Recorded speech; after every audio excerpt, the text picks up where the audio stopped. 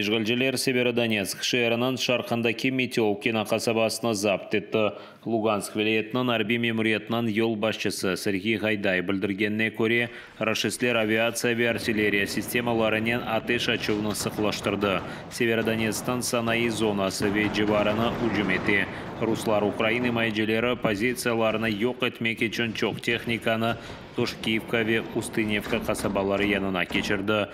Сергей Гайдай айтқанна көре, рашистлер бар силясынен Луганск вилаетіні йоқ еті. Баштапта білдіргенлеріне көре Северодонецк ве Бахмут йөнелішлерінде ең дешетлі урушлар олып кече. На Северодонецькому напрямку противник обстрілював із ствольної та реактивної артилерії райони населених пунктів Лисичанськ, Сиротине, Воронове, Борівське, Біла Гора, Устинівка, Мирна Долина та Тошківка. Та завдав авіаційних ударів парами літаків Су-25 поблизу Білої Гори та Мирної Долини. Тривають бойові дії за встановлення повного контролю над містом Сєвєродонецьк. Хырсыз девлеті чондерс, Украин арбелері, кабин 14 сенесі Қарадеңізде руслар тарафындан запт етілген бургу платформаларына үжім етті. Оны башта халық депутаты Алексей Гончаренко, біраздан есе Қырымнан ишгалжилер ел басшысы Сергей Аксенов білдірді. Сёз Петро Гадаванец ве Украина платформалар аққанда кете. Ишгалжилер оларына Қырым-1, Қырым-2 ве Таврида деп адландырды. Платформалар Одессадан Қырым ялысына ярым елда ерлешкен. Ишгалжилер санкедерсінанда бұлынған 100-ден зияде хадимлерден үч инсан зарар көргенні ве 7 кіші ғайып болғанына шикайет ете. Украина мұдафа назірлігінде бұ адесен аляда тесфир етмеділер. Фақат малым олғаны кібі ишгалжилер қырсызланған Украин кулелеріні радиотехника истихбараты ярдымынен суысты вазиетнің көз етілмесі үшін құлланайды. Чернівці шерінде демір yolda терактларына керчеклештірмек үшін яқын шарықтан келген рус диверсанты тұтылды. Бұны Украина телекеслік қызметінде білдірділер. Диверсантның Украин паспорты бар. О Киевде ресми қайды етілген. Ама чоқ вақыт деваманда яқын шарқы мемлекетлерден бірінде яшайды. Еркекнің қабаты ізбатланса, 10-15 жылға апске ташлай жақлары.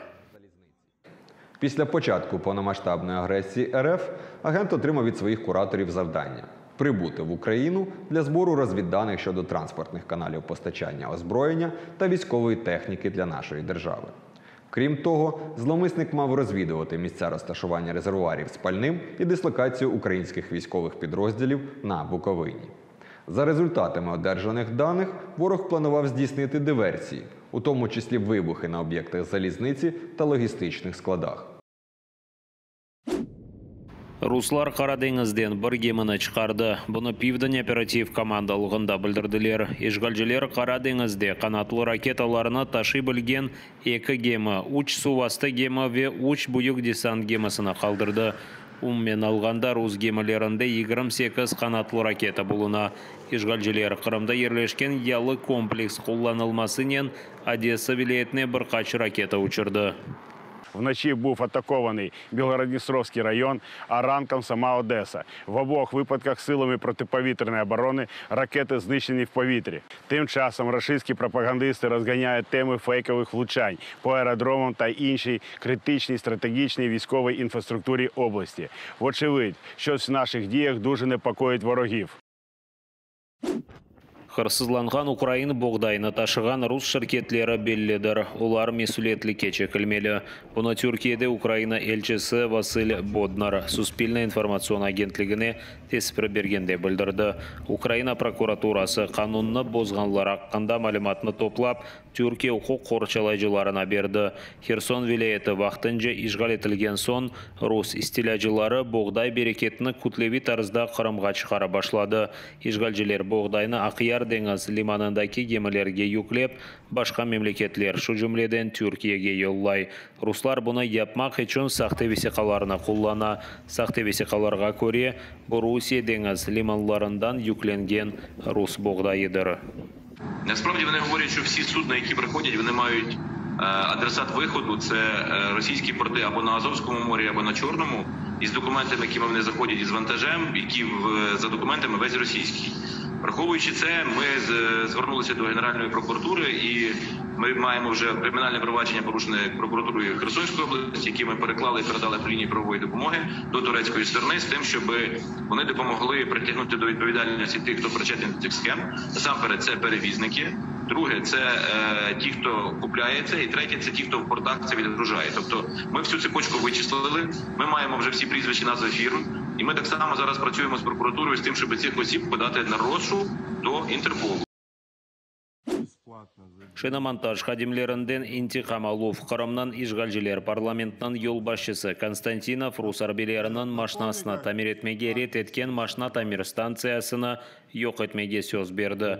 Onun sahibi Vilen Seyit Osmanov binаны озы 2 hafta içinde bozmak gerek. İşgalciler apansızdan машина tamirlep станциясына teşkirmege kelgende çok kaydı bozuğunu belgilep bina kanunsuz kurulgan dedi. Bir hafta evvelsi Rus arbeleri Z tarafından belgilengen Kamaz ile Kurman rayonundan Cangıra kasabasındaki машина tamir станциясына kopçekni dengiştirmek için keldiler. Ama ularga yardım etmekten vazgeçtiler. İş adamı Vilen Seyit Osmanov onun stansiyası yük maşinalarının tamir etilmesi için tayinlenmegenini anlattı. İşgalciler onu takbih etip korkutu başlagan son Seyit Osmanov Rusiyanın Ukraynaga istilasını desteklegenini aytkan videonu mecburen çekip içtimaiyalarda yerleştirdi. Avropa Birliği'nin Şurası Kırım'dan kanunsuz işgal etilmesi için Rusiyaga karşı sanksiyalarını devam ettirdi. Olar 2023 senesi iyundan 23'ne kadar çalışacaktır. Avropa sınırlamalarına göre işgal etilgen yarımadadan mallarını ithal etmek olmaz. Yatırım yapmaga ve turistik hizmetlerini vermege yasaktır. Bunun beraber nakliyat, telekommunikatsiya, istihbarat, yermay, gaz ve mineral resurslarının kazıp çıkarılması için mallar ve технологияларının ihraç etilmesi yasaklana.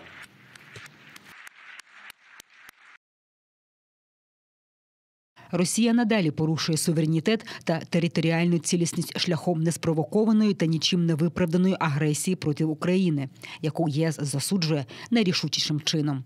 ЄС закликає Росію негайно припинити невибіркові атаки проти цивільного населення та цивільної інфраструктури, негайно та без додаткових умов вивести всі свої війська та військове обладнання з усієї території України у межах її міжнародно визнаних кордонів. Ukrayna'nı Uç Deniz Leyhasına koşmak Prezident Volodymyr Zelenskiy bu leyha samitinin açılışında çıkış yapar eken teklif etti. Bu birleşmege Merkezi ve Şarkı Avrupa'nın 14 memleketi kire. Olar Baltık, Kara ve Adriatik denizlerinin yalısında yerleşken. İlk evvela bu teşebbüs infrastruktura leyhaları amelge keçirilmesi için kullanıla. Bu birleşme Ukrayna'ga da faydalı olmalı. Zelenskiy'nin sözlerine göre gaz temin etilivinin ağları, gaz anbarı, Uç Deniz leyhasına kirgen hepsi devletlerinin ihtiyaclarını kapatabilir. Prezident aytkanına göre Ukrayna Avropa Birliği devletlerinin energetik sistemasından bağlangan son Ukrayna'nın energetika ihracı, Uç Deniz teşebbüsüne kirgen devletler Rusiya energetik baskısından mustaqil olmağa yardım edebilir. Україна має бути учасницею ініціативи трьох морів. Це неправильно, що наша держава залишилась за межами цієї прекрасної ініціативи. Ми маємо знайти формат, в якому змогли би реалізувати приєднання. Достатньо лише одного погляду на географічну мапу нашого регіону, щоб зрозуміти, що тільки з Україною всі наші країни можуть реалізувати увесь свій потенціал. Економічний, інфраструктурний потенціал, соціальних зв'язків між нашими країнами, нашими людьми та історичні основи життя в нашому регіоні.